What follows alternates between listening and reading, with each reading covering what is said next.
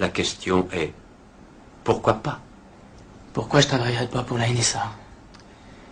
Ça, c'est une colle. J'ai essayé d'y répondre.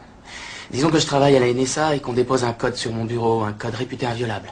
Mettons que je tente ma chance et mettons que je le déchiffre. Là, je suis très content de moi parce que j'ai bien fait mon boulot. Mais c'était peut-être le code de l'emplacement d'une armée rebelle au Moyen-Orient ou en Afrique du Nord. Et une fois qu'on a repéré le lieu, on bombarde le village où les rebelles se cachent. Et 1500 personnes que j'ai jamais vues, qui ne m'ont jamais rien fait, sont tuées. Et les politiciens, ils disent, envoyez les marines s'assurer la sécurité parce qu'ils en ont rien à foutre. C'est pas leurs gosses qu'ils envoient se faire descendre. Comme eux, ils sont jamais allés au feu parce qu'ils étaient tous planqués dans la garde nationale. C'est un pauvre môme de Boston Sud qui se prend un shrapnel dans les fesses. Et il revient pour apprendre que l'usine où il travaillait s'est exportée dans le pays d'où il vient d'arriver. Et le mec qui lui a filé le shrapnel dans le cul, c'est lui qui a son job. Parce qu'il bosse pour 15 cents par jour sans pause pipi. Maintenant, il comprend que la seule raison qu'il y avait de l'envoyer là-bas, c'était de mettre en place un gouvernement qui nous vendrait le pétrole pour pas cher.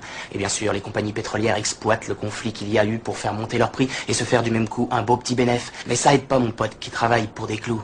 Ils traînent un max à livrer le pétrole, bien sûr. Peut-être même qu'ils vont employer un alcoolique comme capitaine, un buveur de martini qui s'amuse à faire du slalom entre les icebergs, jusqu'au jour où il en frappe un, le pétrole se déverse et ça tue toute vie dans l'Atlantique Nord.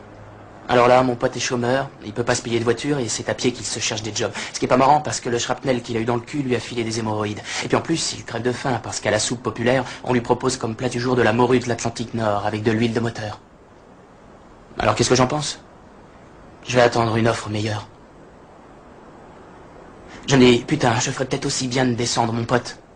Prendre son job, le filer à son pire ennemi, faire monter les prix, bombarder, tuer des bébés phoques, fumer de l'herbe, m'engager dans la garde nationale. Et puis je serais peut-être élu président.